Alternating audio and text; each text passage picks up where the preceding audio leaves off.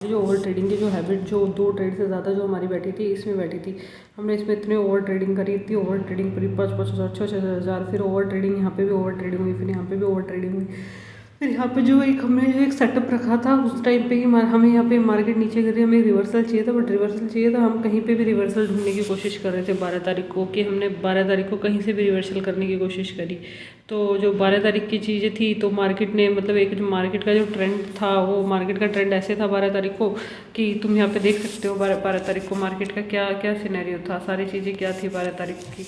तो वही वाली चीज़ें होती है। यहाँ पे 12 तारीख में एक गलती हुई थी कि हमने जल्दी से कॉल साइड का सेटअप बना लिया, पर मार्केट ऊपर से पुट साइड का था, क्योंकि हम डरे हुए थे कि पुट में हमें स्टॉप लॉस ना दें, और स्टॉप लॉस ना देने की वजह से हमारी जो एक सबकॉन्शियस ब्रेन में जो अपने ऊपर ट्रस्ट ना करना, अपनी चीज़ें ना करना, वही चीज़ें रही सबकॉन्शियस ब्रेन में 12 तारीख को।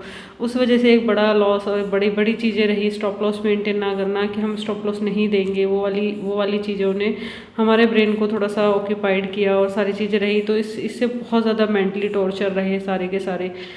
12 तारीख को यहाँ पे था, हमने यहाँ पे सोचा था हमें रिवर्सल मिलेगा, बट वो रिवर्सल सबसे पहले बुलिश यहाँ पे हमने सोचा यहाँ पे जाएगा, इस वाली जो साइड में है ना, ये वाली साइड। तो यहाँ पे जब तक ये रेंज ब्रेकआउट नहीं होती, यहाँ पे हमने प्रीमियम बाय किया 100 रुपये का, 100 रुपये वाला प्रीमियम गया 30 रुपये, 70 रुपये का लॉस था हमें पूरा का पूरा।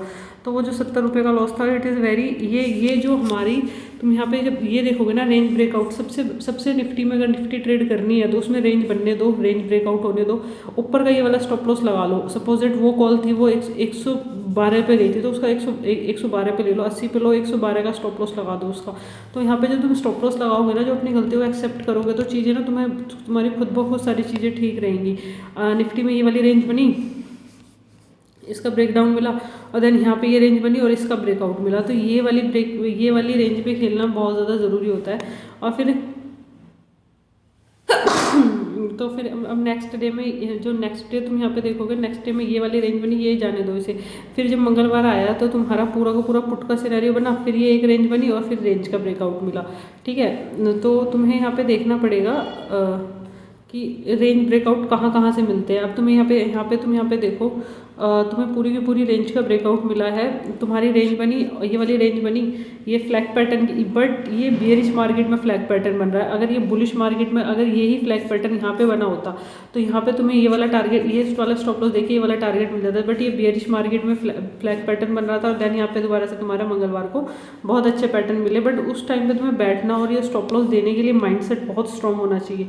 फिर तुम्हारा यहाँ पे गया ये 12 तारीख 13 ये वाले, इस वाले में तो ऐसे था कि कॉल वहाँ पे वो था, मैक्स पेन था, बहुत सारी चीज़ें थी। लोगों ने, क्योंकि पिछला बुलिश था तो बुलिश को थोड़ा सा फॉलो थ्रू मिला यहाँ पे। बुलिश के बाद यहाँ पे 4-5 रुपये वाली चीज़ें, 4-5 रुपये वाली कॉल ऊपर जा रही है। फिर नेक्स्ट मार्केट 14 तारीख को आती है, 14 तारीख को मार्केट ने यहाँ पे दिखाती है बुलिशनेस, मतलब मार्केट 5 मिनट के, बट वहाँ पे तुम देखोगे CPR का रेजिस्टेंस था।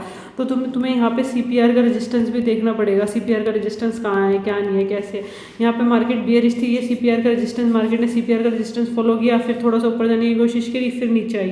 तो ये तुम्हारा पूरा एम पैटर्न के टाइप बन गया है। ठीक है, एम पैटर्न, W पैटर्न, जो भी पैटर्न था वो वाली सीरीज तुम्हारी रही पूरी की पूरी। ठीक है, तो यहाँ पे ये वाली चीज़ रही, और यहाँ पे तुम यहाँ वाली पे चीज़ देखोगे एक बार कि यहाँ पे तुम्हारा यहाँ पे मार्केट में बुलिश शो हुआ, और यहाँ पर लोगों के स्टॉप लॉस जा रहे थे यहाँ पे। तो ये डजंट मीन कि मार्केट बुलिश है, मार्केट बियरिश ही थी। रेंज ब्रेकआउट हुआ, मार्केट के टारगेट मिले, रेंज ब्रेकआउट हुआ, मार्केट के टारगेट मिले।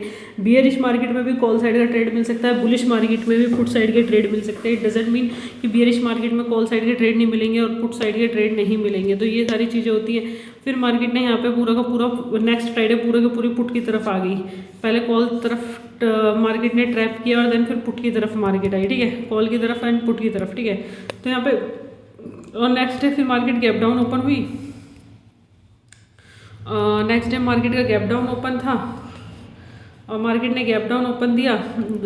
ये जो तुम्हारा जो चल रहा है ये वाला, ये पूरा का पूरा ये 16 तारीख। ठीक है, फिर मार्केट ने पूरा का पूरा मार्केट ने गैप डाउन ओपन दिया।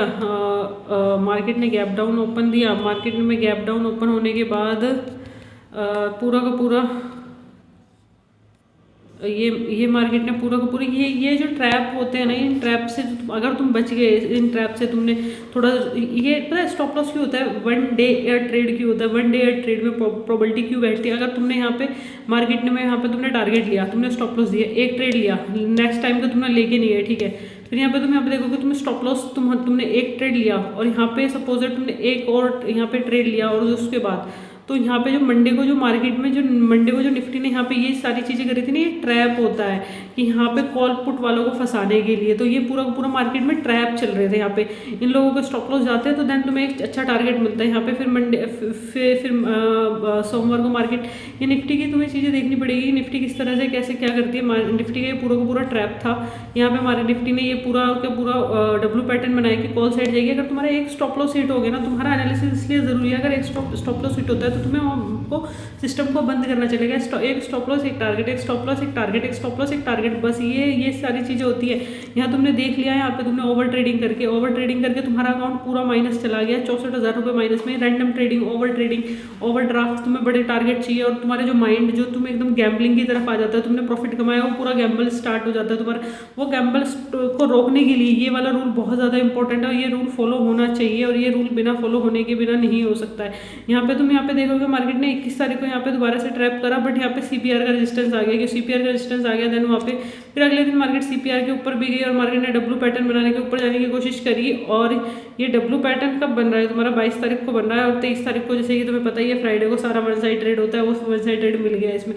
तो मतलब जनवरी इज़ वेरी गुड। यहाँ पे रेंज टूट रही है, रेंज ब्रेकआउट मिल रहे हैं, बड़े बड़े टारगेट्स मिल रहे हैं, बट हमें बड़े बड़े टारगेट के लिए करना ही नहीं है जब तक हमारे 6 महीने प्रॉफिटेबल में नहीं हो जाते, जब तक हमारे पास 10 लाख का फंड नहीं हो जा सकता। मिशन 10 लाख का फंड, देन उसके बाद हम करते हैं ना सारी चीज़ें। तो ये सारी चीज़ें, ये सिंपल चीज़ें हैं, ये सिंपल 6 महीने तक फॉलो करनी है तुम्हें, और वही चीज़ें नहीं हो पा रही है। प्रॉफिटेबल ट्रेडर ऐसे नहीं बनता कि तू हर साल कुछ और कर रहे हो, हर दो कर रहे हो, सेम सेटअप पे हर साल ट्रेड करना पड़ता है, जब जाके तुम प्रॉफिटेबल बनते हो। ये सारी चीज़ें होती हैं। And thank you so much for watching.